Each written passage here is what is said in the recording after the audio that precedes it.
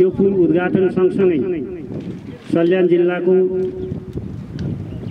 सबैभन्दा महत्त्व राख्ने धार्मिक स्थल खैराबाङ भगवती मन्दिर जोड्ने र सल्यान जिल्लाको सदरमुकाम सम्मको आवागमनलाई सजिलो बनाउने यो पुलले गर्नेछ भन्ने सबैले आशा राखेका छौँ र गर्छ पनि। यस सन्दर्भमा सबै यहाँ उपस्थित हुने हामी सबै बधाईका पात्र बनेका छौँ।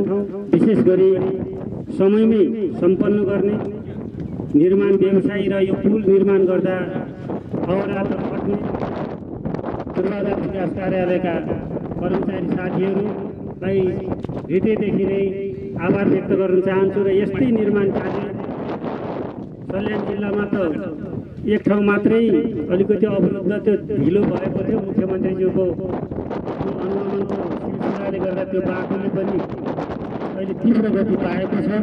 सल्यान जिल्लामा त्यस्ता निर्माण व्यवसायीहरू फेला पर्नु आएको छैन र खैराबाङ भगवतीले रक्षा गर्नु हुनेछ। निश्चित रूपमा त्यस्ता लापरवाही गर्ने निर्माण व्यवसायी सल्यान जिल्लामा नपरुन् भनेर कामना पनि म गर्न चाहन्छु।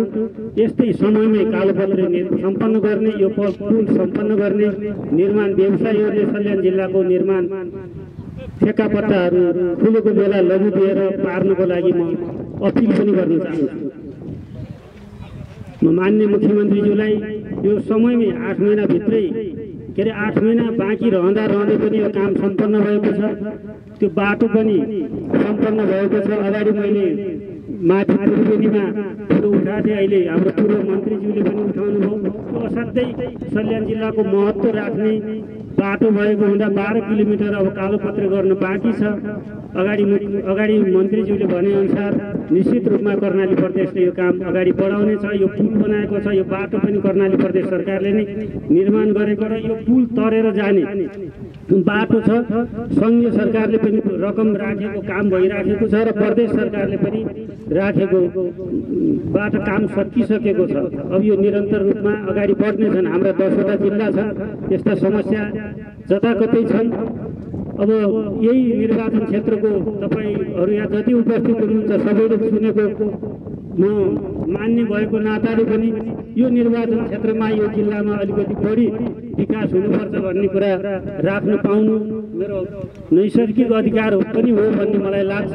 त्यस कारण पनि म मान्य मुख्यमन्त्रीज्यूलाई अगाडि भनेको कुरा फेरि पुनः पनि दोहोऱ्याउन चाहन्छु। निश्चित रूपमा यसपटकको बजेटले यो 12 किलोमिटर बाटो पुरा गर्ने तर्फ अगाडि मुख्यमन्त्रीज्यू लागिदिनु हुनेछ भन्ने आग्रह गर्दै यो पुल निर्माण गर्ने निर्माण व्यवसायी र त्यो माथिको बाटो समयमै पुरा गर्ने आफूलाई तोकिएको च्यालेन्ज किलोमिटर पुरा गर्ने निर्माण व्यवसायलाई हृदयदेखि धन्यवाद दिँदै यो प्राविधिक कार्यालय पूर्वाधार कार्यालयका कर्मचारी साथीहरू जुन तरिकाले खट्नुभयो म पनि